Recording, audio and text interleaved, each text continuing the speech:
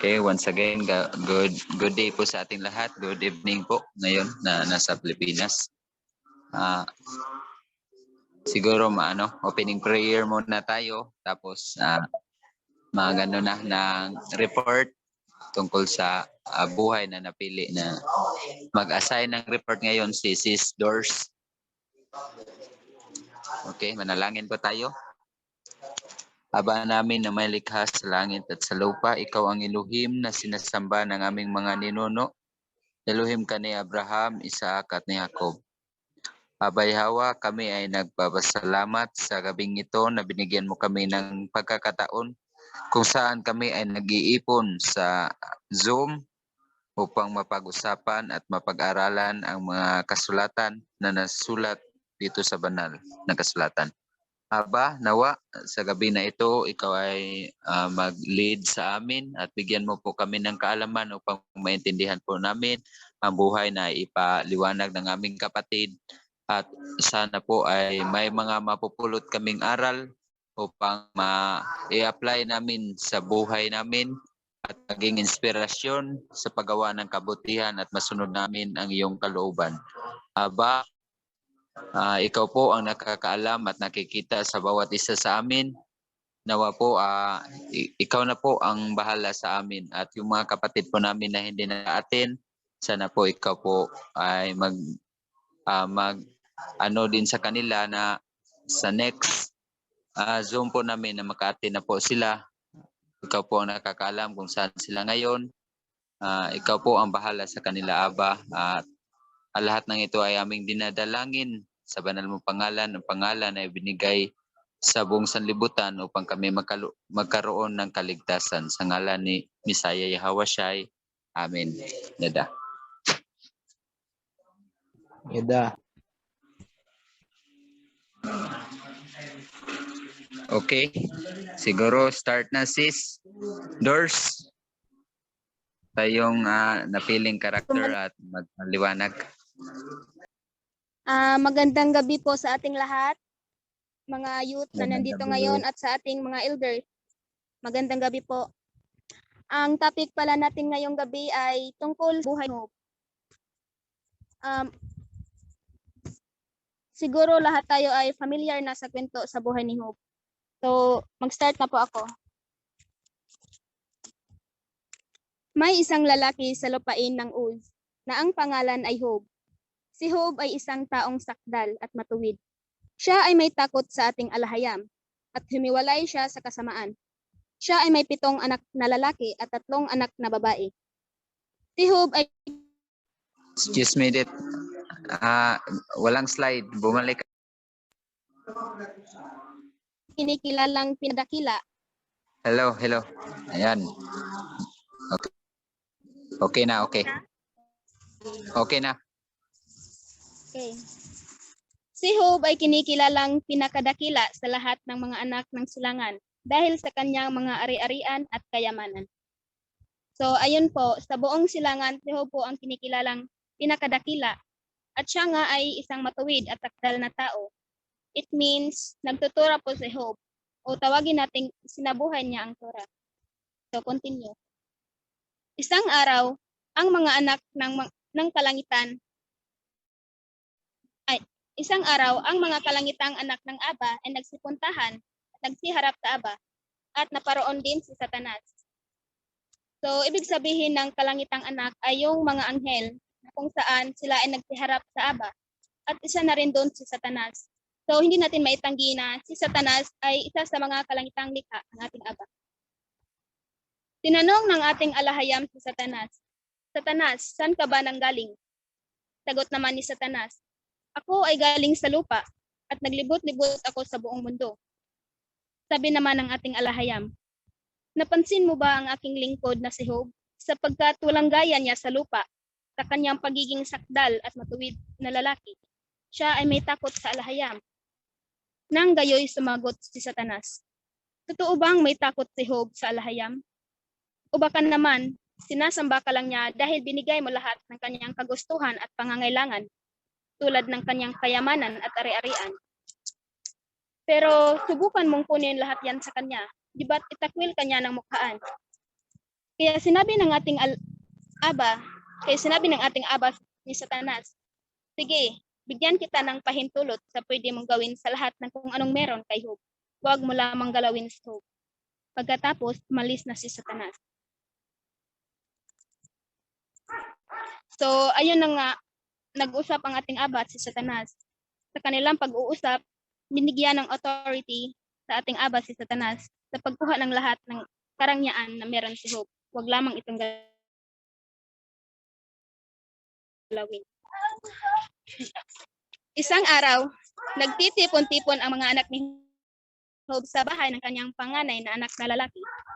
Habang si Job ay nakaupo sa kanyang bahay, may dumating na isang sugo kay Job. At ang sabi, habang nagdadaro kami gamit ang mga igdadarong baka at ang mga asno ay nagsisisabsab nang biglang dumating ang mga sibeya at tinakip nila ang lahat na asno at ang baka at pinatay nila ang lahat mong sugo at ako lang mag-isa ang nakatakas upang magsaysay sa iyo. Sa hindi pa natapos magsalita ang isang sugo, may dumating na naman at ang sabi, natamaan ng kidlat ang inyong mga tupa at ang mga sugo. Namatay silang lahat at ako lang ang nakatakas upang magsaysay sa iyo. At sa hindi pa nakatapos magsalita ang isang sugo, may dumating na naman at ang sabi, sinulong kami ng mga taga-Kaldiya. Kinuha nila ang mga kamilyo at pinatay nila ang lahat na sugo. At ako lang ang nakatakas upang magsaysay sa iyo. At sa hindi pa rin nakatapos magsalita ang isang sugo, may dumating na naman at ang sabi, habang nagtitipon-tipon ang mga anak mo sa bahay ng iyong panganay, ay may biglang humampas na malakas na hangin sa apat na sulok ng bahay. Kaya gumuho ang bahay at namatay ang lahat ng anak, at ako lang ang nakatakas upang magsaysay sa iyo. Sa pagkarinig ni Job sa sunod-sunod na masamang balita, ay tumayo siya. At sa labis niyang kalungkutan, ay pinunit niya ang kanyang damit at inahitan niya ang kanyang ulo at lumapa siya sa lupa at sabi ni Job, pinanganak akong hubad dito sa mundo at mamamatay rin akong hubad. Ito, purihin ang ngalan ng Aba. So, grabe ang pangyayari, mga pagsubok na dinanas ni Job. Nawala ang kanyang mga ari-arian, higit sa lahat, ang kanyang mga anak ay binawi sa kanya. Para bang sa isang iglap ay nawala lahat kung anong meron sa kanya. Tanging kanyang asawa lang ang natira. Kung iisipin natin, hindi talaga madali ang sinapit ni Job. Pero sa kabila ng lahat na nangyari, ay iniwasan pa rin ni Job ang mag-asala. Ni hindi niya sinisi ang ating alahayam sa nangyari. So, continue. Nangyari uli na nagsipuntahan ang mga kalangitang anak ng Aba upang magsiharap sa Aba. So, naparoon din si Satanas. Tinanong ng Aba si Satanas, Satanas, saan ka ba nanggaling? Sagot naman ni Satanas, galing ako sa lupa at naglibot-libot sa buong mundo. Sabi ng ating Aba, iyo bang napansin ang lingkod kong si Job? Sa buong mundo, walang sama sa kanyang kabutihan, sa kanyang pagiging matuwid na lalaki at may takot sa alahayam. At sa kabila ng kanyang kalungkutan, nanatili pa rin siyang masunuring tao. Sumagot naman si Satanas, balat kung balat, walang hindi ibibigay ang tao para lang maligtas ang buhay niya. Sapagkat bigyan mo siya ng sakit, at tingnan natin kung hindi ka ba niya mumurahin ng harapan. At sabi naman ng ating Aba, sige, ipaubaya ko si Job sa iyo, ngunit huwag mo lamang siyang patayin. At pagkatapos, umalis na si Satanas. So, ganun pa rin ang pangyayari. Nagsiharap ulit ang Aba at si Satanas. At sa puntong ito, si Job na mismo ang pinunto ni Satanas. At gayoy, pinahintulutan pa rin siya ng ating Aba para gawin ang lahat niyang gusto kay Job. Huwag lamang itong patayin. So, pinahirapan ni Satanas si Job. Pinasibulan siya ng mga masasamang bukol na mula sa talampakan ng kanyang paa hanggang sa kanyang ulo. Kumuha si Job ng palyok upang pangkamot niya sa sugat at umupo siya sa abo. Nang gayoy sinabihan si Job sa kanyang asawa, manatili ka pa ba sa inyong kabutihan at tapat? Itakwil mo na ang iyong alahayam at mamamatay ka. Subalit sinabihan ni Job ang kanyang asawa, ikaw ay nagsalita gaya ng pagsasalita ng mga hangal na babae. Ano, tatanggap lang ba tayo ng kabutihan sa kamay ng ating alahayam at hindi tayo tatanggap ng masama? So, sa kabila ng lahat, hindi pa rin nagkasala si Job sa kanyang mga sinasabi. So, continue. Nabalitaan ng tatlong lalaking nakakikilala kay Job ang nangyari sa kanya. Kaya naglakbay sila para damayan si Job. Ang tatlong lalaki ay sina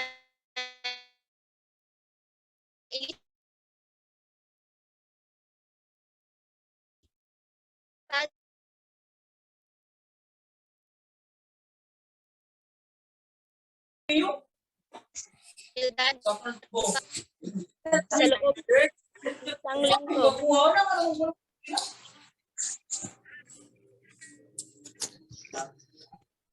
Ang tatlong lalaki ay sina Eliphaz, Bildad at Zophar. Nang makita nila si Job sa malayo ay hindi nila siya nakilala. Umiyak sila ng malakas at nagsaboy ng alabok sa ulo nila. Umupo sila sa lupa na malapit kay Job at manatiling tahimik sa loob ng isang linggo. Sa wakas, nagsalita na si Job.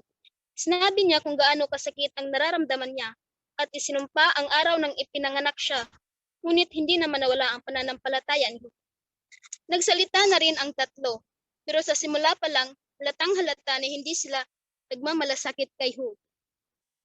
Inakusahan ni Eliphaz si Job na pangahas, masama at walang takot sa alhayam. At sanabihan naman ni Zophar si Job na itigil ang paggawa ng masama at ang pamimihasa sa kasalanan.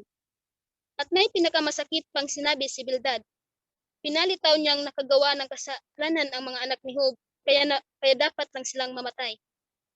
Ngunit sa kabila ng sinabi ng tatlong lalaki, buong pusong sinabi ni Job, mananatili akong tapat hanggang kamatayan. Sa kabila ng pagtatalo ni Job at sa tatlong lalaki, nagsalita na ang Aba. Nagalit ang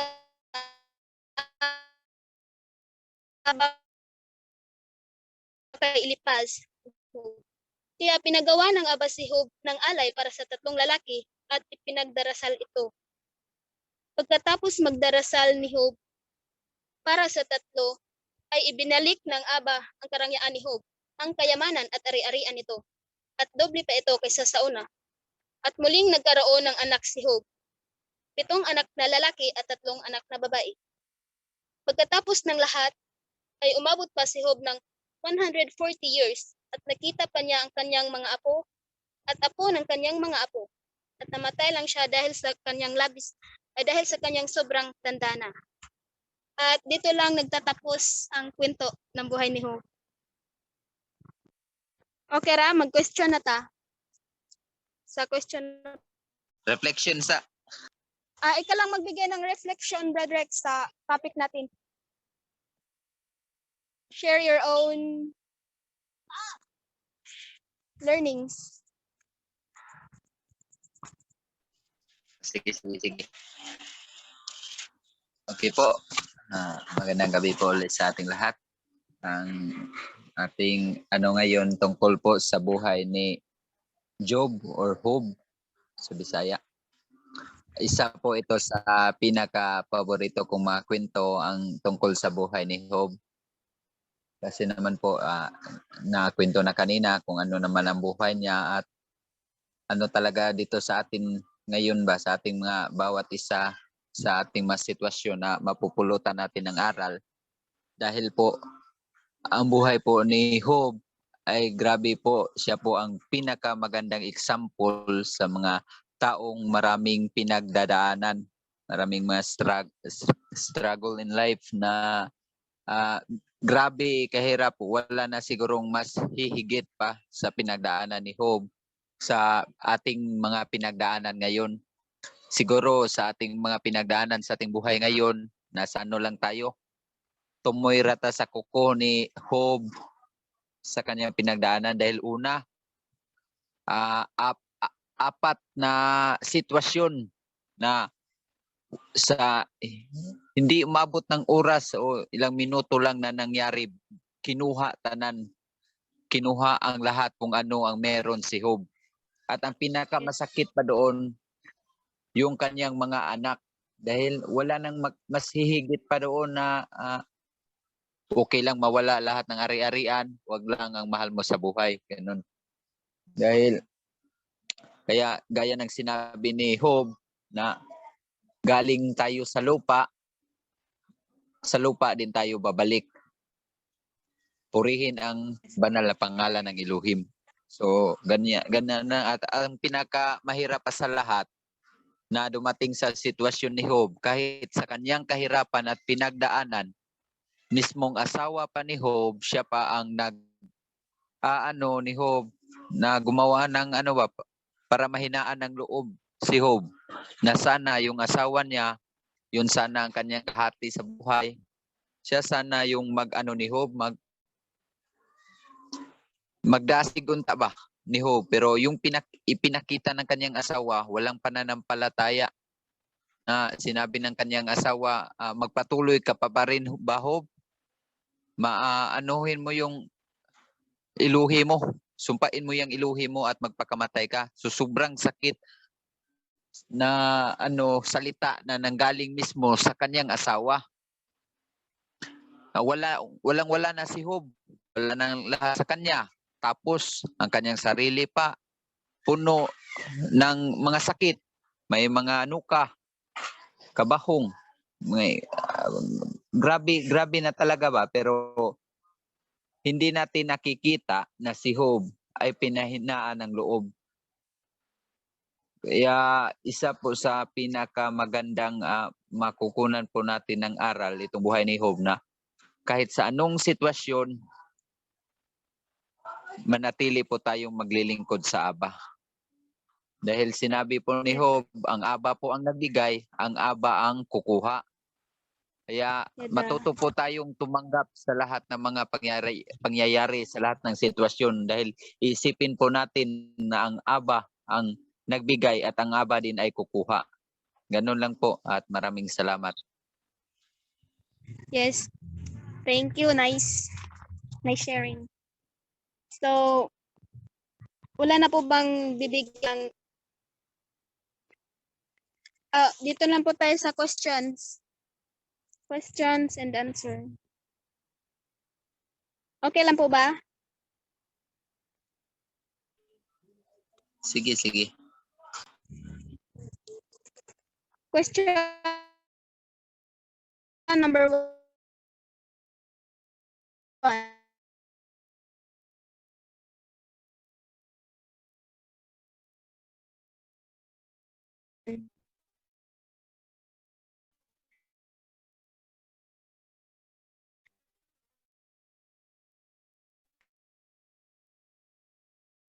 Ano?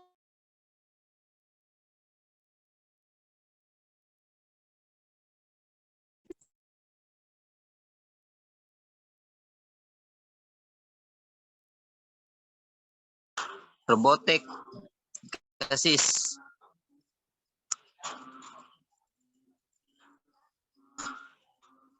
Robotic assister.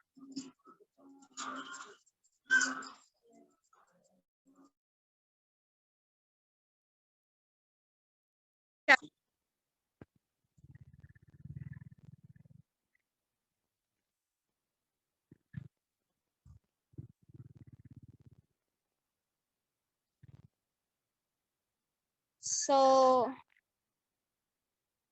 uulitin ko, dito na po tayo sa question and answer. Okay lang po ba yung linya ko? Sige, ka na. Clear na. Okay na. So, number 1. Anong tawag sa lugar na kung saan nakatira si Job? Just answer, volunteer lang. Ikaw na lang tumawag. Nandyan si Ludwig at si Bro Chan. Brad, say answer. Bro Ludwig, wala man si Sean. Wala ko paabot anak, si Ludwig nag-CR. Sige, si Trisha, kay nag-una man siya ni. Uz ba? Yes, sakto. So, check. Number 2. Ilan ang anak ni Job? Ako. Sige, bro Sean. Um, Pila? 7 males tapos 3 babae. So, total 10 children. Okay, good. Nice. Maya. So, number 3. May tanong ako bro, Jan. Sige, bro. Sige. Anong ba ito? Ano ba ito itanong? Ano ang pinaka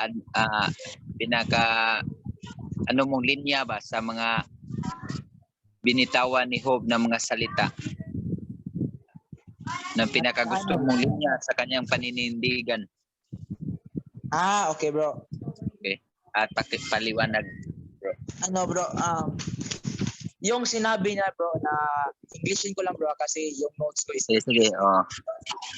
na he'll remain loyal until the end, no? Kasi nga, because, no, yung panahon natin ngayon is marami talagang, let's say, mga ahas, no, di ba? Like, mga traitor na bigla na lang nawawala pag kailangan natin or nandyan na sila pag meron tayong, let's say, pera or meron tayong bagay-bagay, di ba?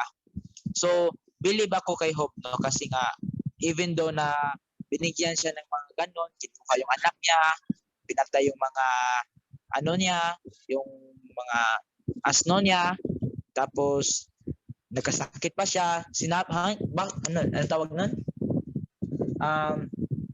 Even though na he is struggling, you know naman no, na if a normal person na pagkaranas doon is mag-question talaga sa kalahayan na bakit mo ako ginagto? Ano bang ginawa ko? Di ba? We would ask Aba. Pero he did not even hesitate na to bother us. Kasi nga alam niya na it was all just a test even though na kinuha lahat sa kanya. And even though na medyo masakit, loyal pa din siya. Yun lang. Dahil na. Tama bro. Dahil yun ang isa sa pinakamagandang panindigan ni Job na mananatili siyang mananampalataya sa Elohim hanggang sa wakas.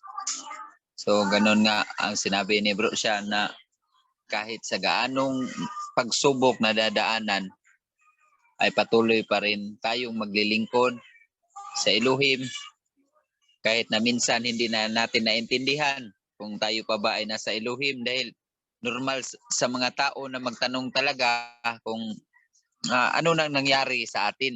Imagine po natin si Job ay walang pagkakasala. Sinabi pa doon na si Job walang katulad sa lahat ng nakatira sa silangan dahil grabe talaga ang kanyang pag-iingat pagdating sa Torah ng Elohim. Pero dumating itong pagsubok na inano ng Elohim kanyang pinahintulot na mangyari si Job. So imagine po natin kung tayong mga tao siguro hindi na natin maisip ba siguro hindi na tayo nananampalataya pa sa Elohim. Siguro nawala na tayo ng pag-asa dahil sa tingin natin tama tayo, wala tayong nagawang kasalanan. Pero hindi ganoon ang ipinakita ni Job. Pinakita ni Job ang pagpatuloy at kahit sa anong mangyari sa ginhawa o sa kahirapan, pagpapatuloy pa rin ang pananampalataya ng Elohim.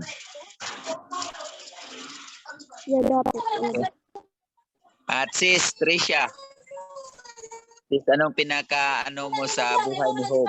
Sitwasyon na iyong makuha o mapulutan natin ng aral sa buhay ni Job. Yun nga yung sinabi ni Sean bitaw na he will be loyal until the very end. Kay swerte nga tayo gaya nga sa sinabi ko last week na swerte tayo dahil hindi natin naabutan yung mga dinadaanan ni Job at bihira at yung may mga problema naman tayo pero advice ko ay kung nalampasan ni Job yung mga problema niya, why not tayo rin? So, yun lang Tama. yung sinabi din ni siya. Yun daw yun. Okay, salamat sis. At si Sis Dors, ikaw nag-report dito sis. Ano ang pinaka-paborito mong sitwasyon sa buhay ni Job? Paborito. Oh, pinaka-gandang linya na nabitawan ni Job na pwede nating pagkukunan ng aral. Marami yon. Siguro isa sa mga pinakamagandang linya na binitawan ni Job ay yung sa una pa lang, yung sabi niya na nabuhay siya sa mundong ito na hubad at mamamatay rin siya na hubad. Yung doon na part. Okay, Kasi explain. Kasi sa totoo lang nabuhay talaga tayo na walang dala, walang kahit ano. Lahat ng anong meron tayo ngayon ay galing Okay, yung sinabi ni Sis Dors, yung linya na nabuhay tayo dito sa mundo na walang dala at babalik tayo sa lupa na wala ring dala. So, pinapakita doon ni Job na sinabi niya purihin ang banal na pangalan ng Elohim. Pinapakita doon ni Job kung gaano ang pagiging pakumbaba na lahat ng naangkin ni Job ay hindi niya inaamin sa kanyang sarili na kanya talaga, kundi itong lahat ng ito ay bigay ng Elohim. Dahil si Job ay isa sa pinakamayaman at sikat na tao sa nasa silangan na parte. So, si Job, nung ipinanganak tayo, wala tayong dala. Siyempre, wala kahit isa man, kahit damit, wala. At ipinapakita doon na sa araw na tayo din ay babalik sa ating pinanggalingan, wala din tayong madadala kahit ano. At yan po ay katotohanan. Hindi po yan nababago. Nakikita po natin yan sa reality nga. Kahit gaano ka pa kayaman, kahit ano pang achievement na naabot mo dito sa mundo, kahit edukado ka pa, wala po tayong madadala kahit isa po dyan. Pagdating po, kundi ang ating madadala lamang itong magagandang mga gawa natin dahil ito po ang natin sa pagdating ng araw. Kaya nga sinabi ng Elohim na mag-ipon po tayo ng mga yaman doon sa kalangitan. Dahil ang yaman na dito sa lupa ay hindi po natin madadala. Kaya po kayong mga youth na nandito, ang aking advice po sa ating lahat na i-priority po natin ang pananampalataya ng Elohim. I-priority po natin palagi na ang Elohim na parte siya palagi ba sa ating mga plano. Alam ko naman meron tayong mga ambisyon, meron tayong gustong makamit sa ating buhay.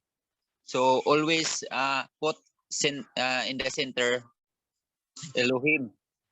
Palaging siya ang nasa sentro sa ating mga paggawa para ang mga bagay na yan ay madali lang natin magagawa dahil kapag ang Elohim mga ating inuna, walang imposible sa mga gusto nating bagay dahil yan ay ibibigay ng Elohim. Ana raman pahimutan na to ang Elohim kay ang ato apong nahimutan sa atong kasing-kasing ihatag ra na sa Elohim. Yada. Ganyan lang po. Really nice. Okay, sino pa dito? Si Bro Ludwig. Bro. Nasa Bro Ludwig Shan? Bro Shan? Ito po, paulit po yung paulit nyo ito. Okay, Bro Ludwig. Yes, bro. Ano ang pinakamagandang natutunan mong aral sa buhay ni Job? Yung hindi mo sisihin yung alahayam sa nangyari sa buhay mo at mananatiling tapat sa kanya. Okay, amen. So, kadalasan naman siguro nakikita natin sa tunay na mga pangyayari sa ating buhay ba na kapag may mangyaring masama sa iyo, sinisisi na agad yung Elohim. Pero kung tignan po natin yung mga sitwasyon, ang Elohim palaging sa atin kabutihan ang ibinigay ng Elohim. Pero yung mga tao, sila naman ang may gawa. Ang Elohim ang kanilang sinisisi. At yan po ang nangyayari sa ating mga panahon ngayon na kahit na magkasakit, mga pagsubok sa buhay, o di kaya mga kastigo ba sa Elohim.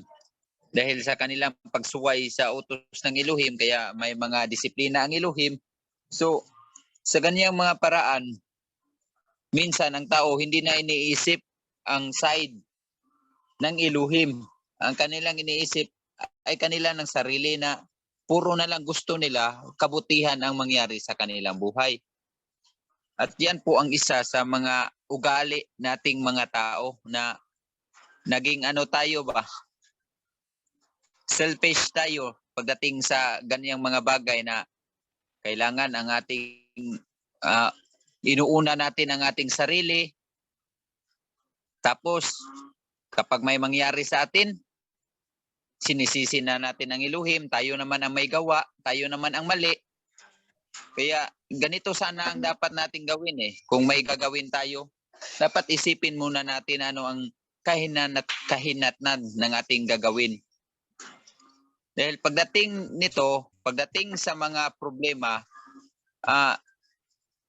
ating yung ating sarili, i-screen natin yung ating sarili kung may naggawa ba tayong kasalanan sa Elohim. Upang kung makita natin ito sa ating sarili, magkapahingi po tayo ng tawad sa Elohim. Iwasan po natin yung pagiging magyaw-yaw o na natin ang Elohim na siya ang may gawa nito. Kaya gaya ng buhay ni Job, kahit sa grabe yung kanyang pinagdaanan, hindi man siya sumambat sa Elohim na o bumitaw ng masasamang mga salita upang sisihin ang Elohim. Kundi sinabi pa niya na purihin ang ngalan sa Elohim. Yan lang po. At may tanong pa? Bro Sean.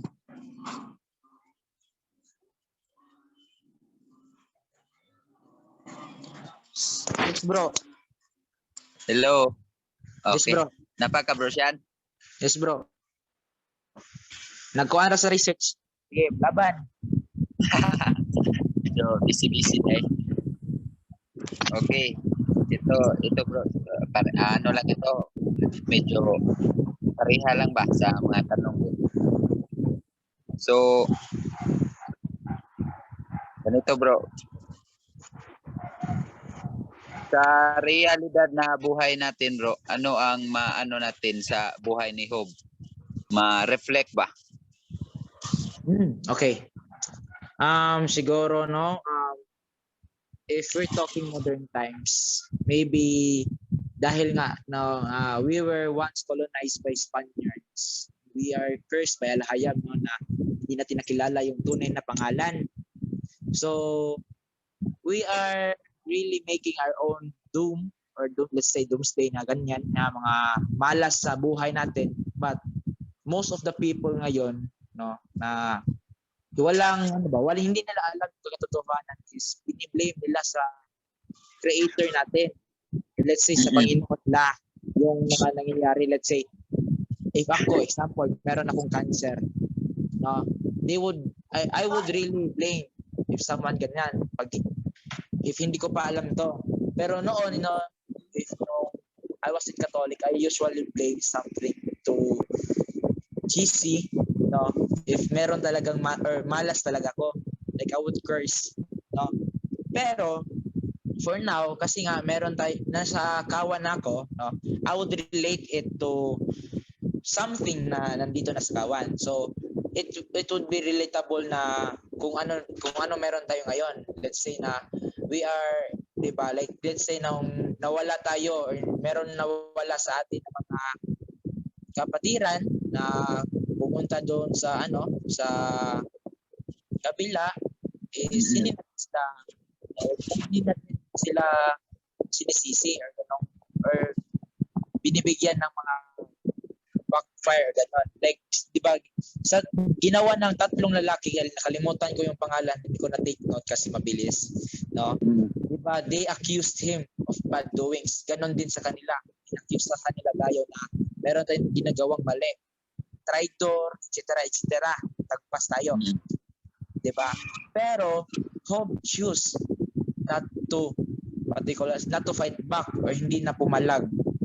Instead, he even sacrificed something for them, di ba? So, yan yung marinig natin sa tawa natin ngayon na hindi tayo dapat nag-fight back sa kanila. Instead, we should sacrifice or pray for them. Okay. Salamat bro.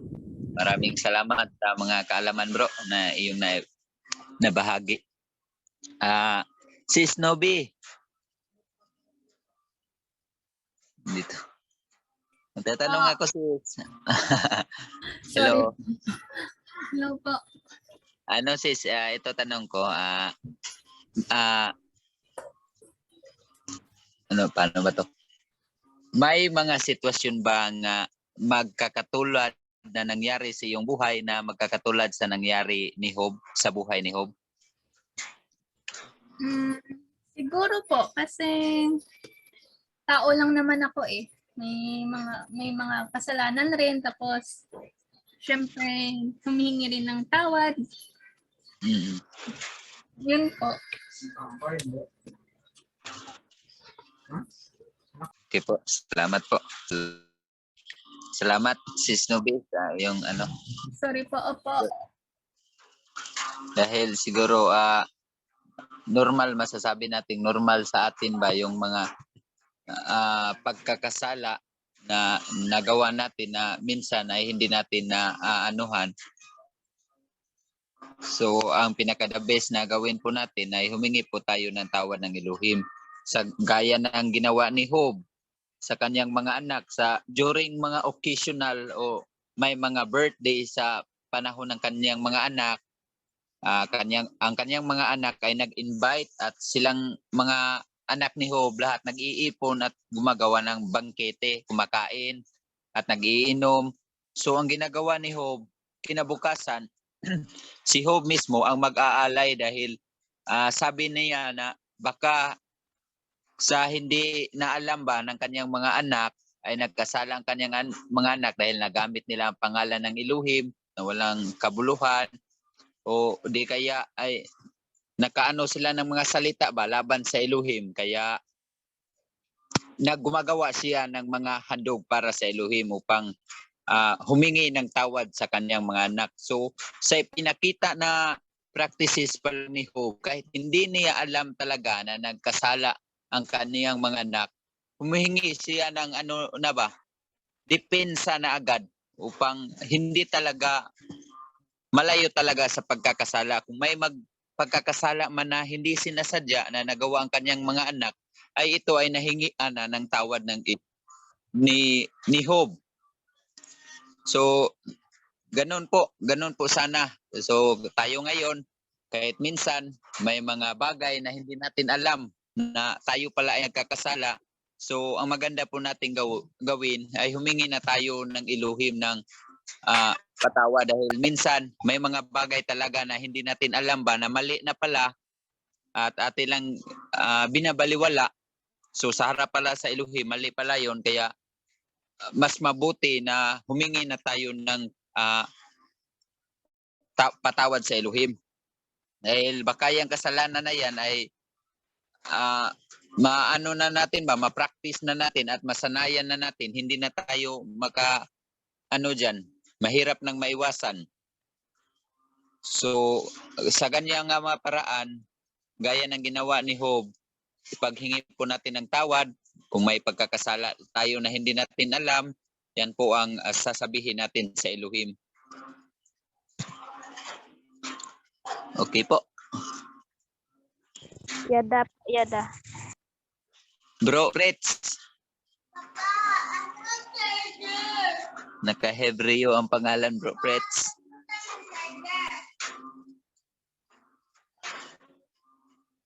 Okay, Tricia. May tanong ako.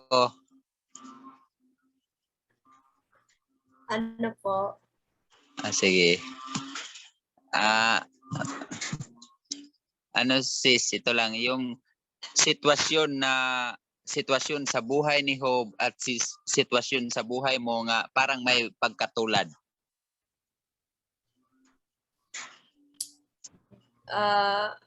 Hindi siguro specifically no. Hindi siguro specifically no na kung anong nangyari kay Job, yan din nangyari. Pero yung mga problems, yan nga, matatawag natin yan nga na problems. Si Job, kahit ano pang nangyari sa kanya, kahit namatayan pa siya ng pamilya, kinuhaan pa siya ng yaman, tapos ayun, kanang hindi niya i-name yung ating alahayam. At yan rin sa akin at sa ating mga youth bitaw na alam naman natin na nadaanan rin natin yan na may problema tayo tapos na-blame natin yung alahayam, which is wrong at which is di dapat natin yan tinetolerate sa ating sarili. Dahil tayo lang ang makakasolba sa ating problema dahil wala ta kaabot sa mga problema bitaw ni Job. Kaya kung ano mang problema natin, i-solve natin. Yan lang. Tama Okay. po. Salamat po. Salamat sis. Dahil masabi natin, gaya na sinabi ko kanina na sa pinagdaanan ni Job, wala tayong wala ta katunga, wala ta sa kumingking sa pinagdaanan ni Job. Oo, Dahil marami rin kasing mga ano bitaw, mga kaedad natin ngayon na kahit ang liit lang, hindi gaanong kalaki bitaw, hindi pareha kay Job, ay gusto na nilang mamatay, like suicidal, nadaanan din natin yan. Oo, tama. Hindi natin tinatolerate ba? Tama po. Dahil sa panahon po ngayon, grabe na po yung mga tao kasi sa ating nakikita kahit sa social media na kunting lang sa kanila na medyo may problema, ganyan. Ang tao madali nang mag-surrender at sisihin na agad. Ganyan ang kanilang mga parents nila, sinisisi na agad sa mga nangyayari sa kanila na sila naman mismo ang may gawa. So, itong practices na ito o sa buhay ni Job, kailangan po natin tayong mga Torah dependent, tayong Torah observant, kailangan po natin maibalik ang gaya ng mga practices ni Job na ating sa ating buhay ba. Pagsikapan po natin na makamit ang tulad sa buhay ni Job. Dahil si Job, ipinagmamalaki yan ng Elohim. Siguro tayong lahat po gusto tayong ipagmalaki din ng Elohim. Na sasabi ba na very proud ang Elohim tungkol sa buhay ni Job. Kaya sinabihan pa niya si Satanas nga, nakita mo ba si Job? Walang kagaya niyan sa lahat ng tumitira dyan sa silangan. So, grabe talaga yung ni Job, yung pagsamba niya sa Elohim, yung kanyang ipinakitang mga gawain. So, tayo bilang mga tao, maiisip natin na imposible sa atin, pero isipin po natin, tao din si Job at tao din tayo. Nakagawa man tayo ng mga kasalanan, pero pwede nating pagsikapan lahat na makagawa ng kahit man lang na tayo ay maging ni Job, merong kahit kunti lang na kung ano ang merong katangian si Job ay mandito sa atin. Yada po. Dahil po pagdating po sa mga sitwasyon na grabe na yung hirap na ba, dito natin tayo makahugot ng mga buhay na kagaya ni Job na maano natin, maalala natin itong buhay ni Job sa araw na ito na ating napag-usapan kung gaano o paano siya tumindig sa harap ng mga pagsubok. Kahit ang kumukutyanan niya ang sarili pa niyang pamilya. Alam niyo po, yung pinakamahirap na mangungutya, yung part of the family mo, yung isa sa pinakamamahal mo, yung asawa mo, yung anak mo, yan po ang pinakasakit sa lahat ng mangungutya sa iyo. Kutyain ka na ng lahat ng mga tao, wag lang yung asawa mo at yung mga anak mo. Yan ang pinakamahirap eh. Pero yan lahat ay napagdaanan at nalampasan ni Job. Kaya si Job ay napaka magandang example sa lahat ng mga tao na may mga problema o may pagsubok ngayon na hinaharap.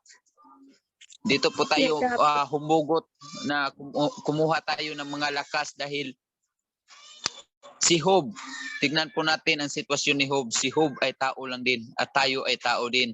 May kahinaan si Job, tayo ay may kahinaan din. Ngunit intindihin po natin na napasan po lahat ng Job yun dahil sa kanyang pananampalataya sa Elohim. Na ang isip ni Job na kahit kung meron man o wala, siya ay maglilingkod sa Elohim. Sana po ganun din tayo na meron man tayong sa ating panahon ngayon, kung ano man tayo ngayon, meron man tayo o wala, ang Elohim hindi po natin pwedeng gawing on and off lang na kung gusto natin o kaya may time lang tayo. Hindi po ganyan ang paglilingkod ng Elohim. Na sabihin mo, kung busy ka, hindi ka maglilingkod sa Elohim, unahin mo yung ano mo, tapos yung Elohim, always man na ang Elohim. So, yan ang rason mo ba na always man na ang Elohim, itong aking ginagawa, hindi ito permanente. Sa susunod lang yung Elohim. Hindi po ganyan ang paglilingkod ng Elohim. Ipinakita po sa mga taong tapat sa Elohim, sa mga buhay po ng mga tao kung paano maglingkod ng Elohim. Nibigyan talaga nila ng panahon o may nasabi natin bang priority ba? Always priority yung Elohim. Kung ano ang mga gawain sa Elohim, kanila itong priority sa kanilang buhay. Kaya pagdating sa mga pagsubok, madali na silang nakatindig na ba dahil ang kanilang pananampalataya ay nakaugat doon talaga sa tunay na pananampalataya ng Elohim. Yada. Yada.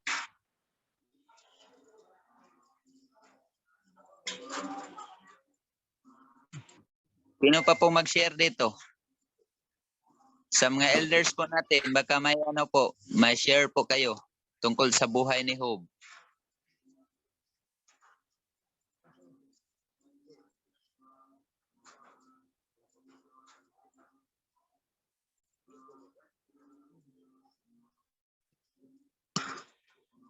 Hello po.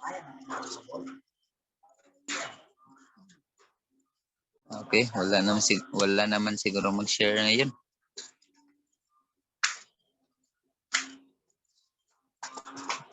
So, sis Doors, may tanong ako. Sige po. Okay. Ang tanong ko sis, yung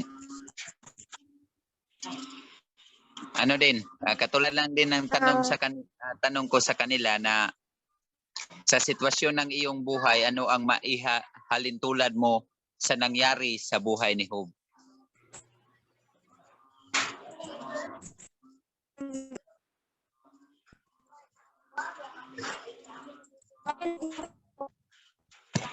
Robotics?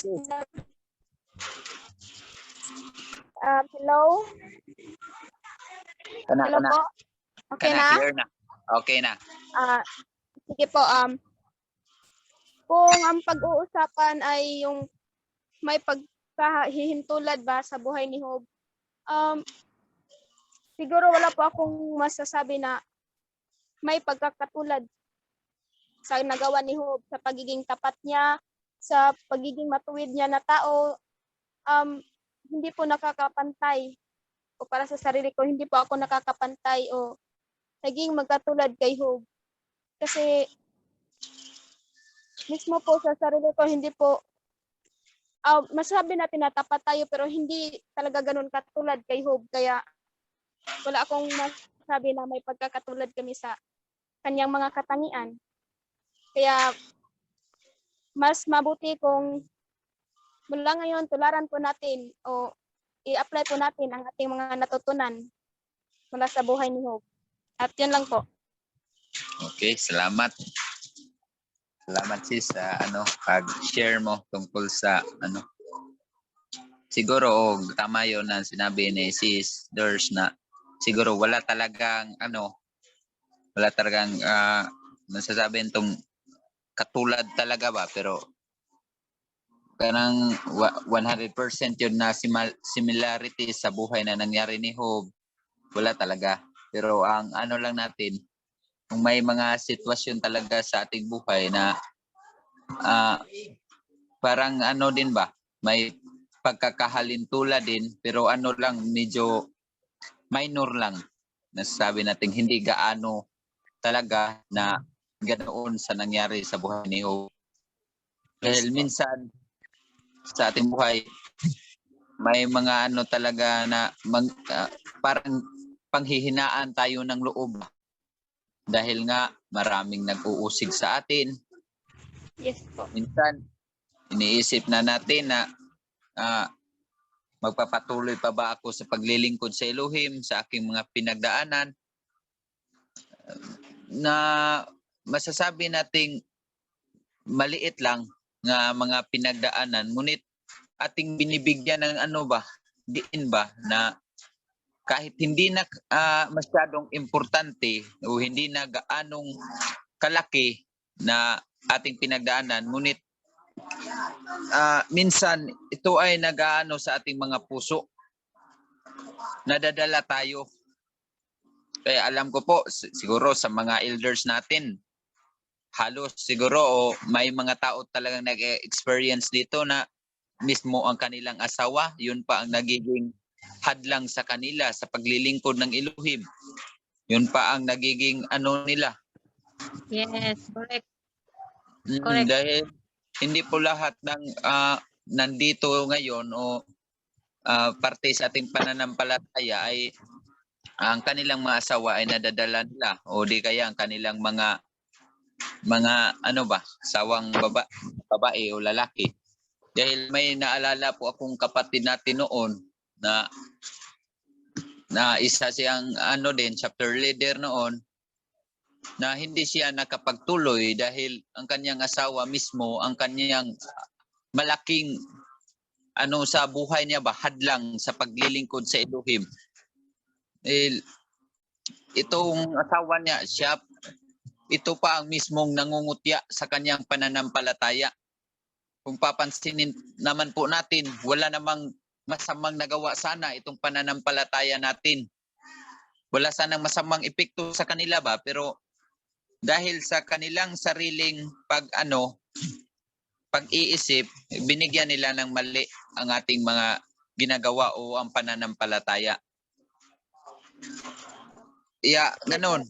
Makaano tayo na sa ganoong mga paraan, siguro sa ating mga elders, napagdaanan din nila at magpapasalamat po tayo sa Aba niyan dahil kahit ngayon, napagdaanan po natin, pero patuloy pa rin ba yung ating paglilingkod sa Elohim. Hindi pa rin nawawala. Kaya pagsalamatan po natin sa alahayam yan dahil hindi po lahat ng mga tao binigyan ng alahayam ng ganyang katangian na kayang lumaban sa kanyang pananampalataya kahit na ang kanyang kalaban ay ang kanyang minamahal sa buhay. Kaya bilib po ako sa mga elders na kahit hadlang nila ang kanilang asawa o kaya mga anak, ay nagpapatuloy pa rin sila sa paglilingkod sa Elohim. Kahit iba-iba man nating sitwasyon ngayon sa mga youth, kahit ang mga youth ngayon, alam ko may mga busy din tayo.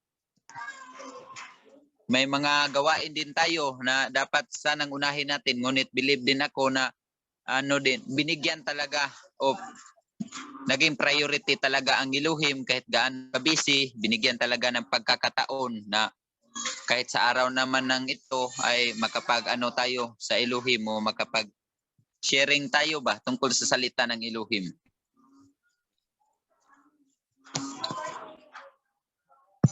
Okay po. Sino pang gusto mag-share po dito?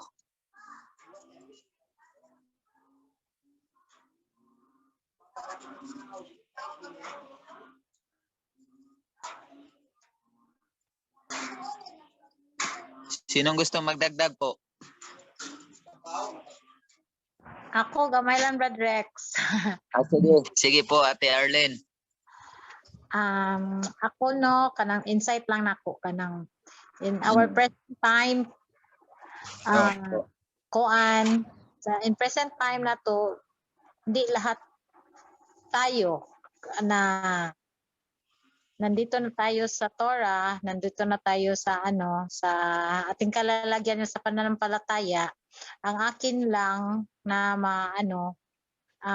yun ang yung mga nangungutya sa atin, natin yan, parang bang yun lang, ma-foundation natin kung ano ba talaga ang pananampalataya na makadagdag yun sa ating pananampalataya kung how to become a strong Tama po. hindi tayo lumalaban sa kanila kasi pag anong ginagawa nila kung kakalabanin natin sila, wala din tayong Tama. kapag iba sa kanila. So ipakita natin kung ano ang pananampalataya natin, kung ano talaga ang yung kay pareho kay kay Hoba.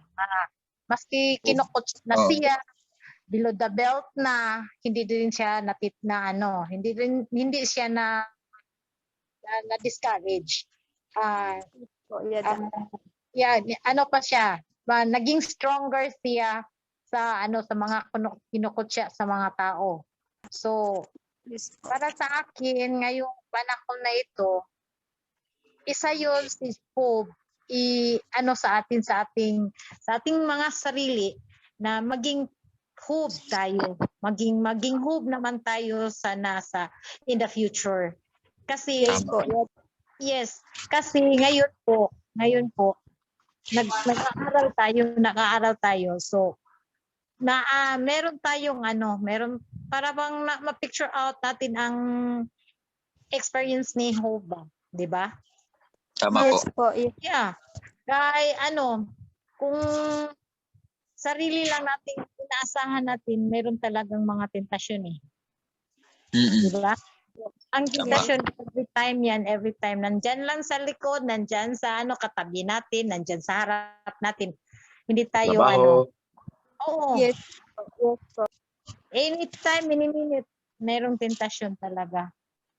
Yun lang sa akin. Salamat. Salamat po. Salamat Ate Arlene sa pag-share tungkol sa buhay.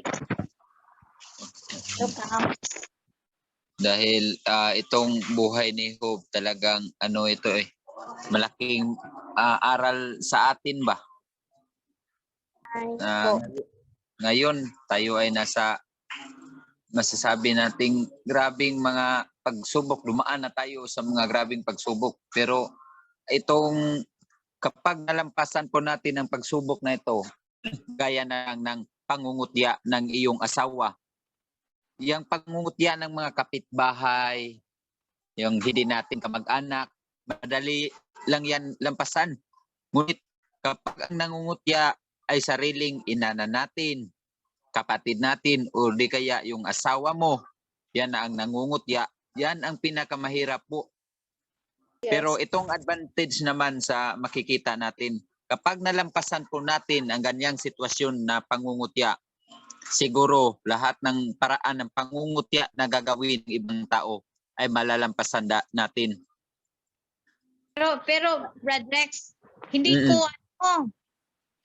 sarili kong kapatid, hindi ko naman inanos siya kaya ang alam ko, naawa ako sa kanya, hindi ako naawa sa akin. Naawa ako sa kanya kasi hindi niya alam.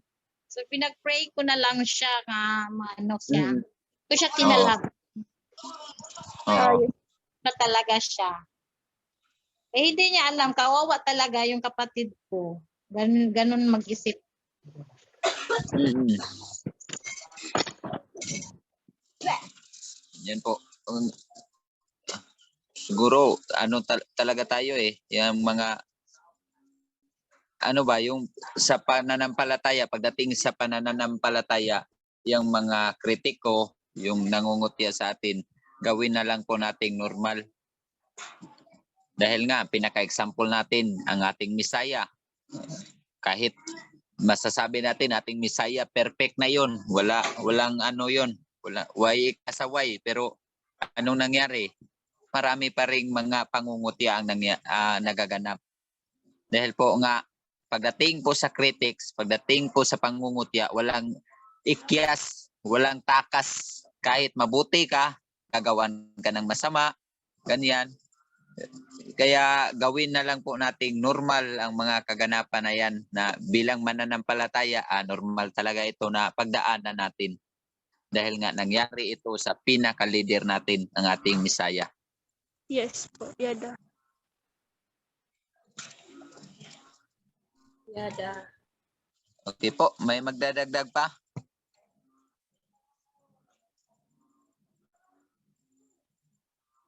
Okay, kung wala na, mag-closing prayer na tayo.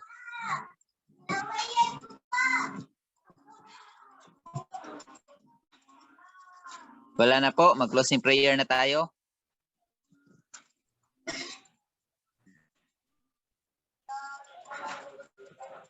Okay, closing prayer ta.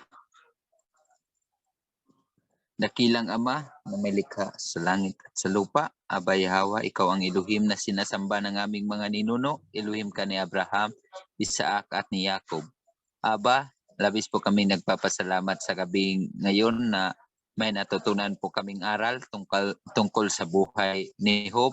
Maraming salamat po at ipinarating mo sa bawat isa sa amin na maano kami dito sa buhay ni Job, makapaghugot kami ng lakas upang magpatuloy sa iyong paglilingkod. Maraming salamat po Aba na kahit sa mga mahirap na sitwasyon naming pinagdaanan, kami po ay nakalampas sa pamamagitan ng iyong banal na pangalan na nalampasan po namin ito hindi po sa aming sarili kundi dahil ikaw ay nandito sa amin at nagbibigay lakas sa amin. Maraming salamat po Aba na kami ay nagpapatuloy sa paglilingkod at salamat sa lakas na ibinigay mo sa gabing ito upang kami ay makapag-aral at magpalakas sa aming sarili, sa aming mga espiritu. Nawa po Aba sa aming paglalakad, sa mga paggawa po namin sa pang-araw-araw, pangunahan mo kami sa pamamagitan sa iyong tura, i-guide mo po kami Aba upang kami ay lumakad dyan sa iyong kalooban at makagawa at makapuri sa banal mong pangalan. At Aba, hinihiling po namin na ang lahat pong mga kapatid, kung sino mang may mga sakit, ikaw po ang magpapagaling. At kung sino man ngayon ang may mga problema, ikaw po ang magbigay ng solusyon. Dahil ikaw po ang nakakaalam, mas nakakaalam ka sa lahat ng mga bagay. At lahat ng aming pangangailangan, ikaw po ang nakakaalam. So, nawa po Aba, kami po ay nag-aano na ikaw po ang mag-provide sa amin dahil ikaw lang po ang Elohim na aming sinasamba at pinupuri. Ang lahat ng ito ay aming pinapasalamatan sa banal mo pangalan. Ang pangalan ay binigay sa buong sanlibutan upang kami ay magkaroon ng kaligtasan sa ngalan ng aming Misaya, Yahweh Shai. Amen. Yada. Yada. Yada. Amen. So, maraming salamat po sa lahat ng naka-attend ngayon sa gabing ito. Maraming salamat po.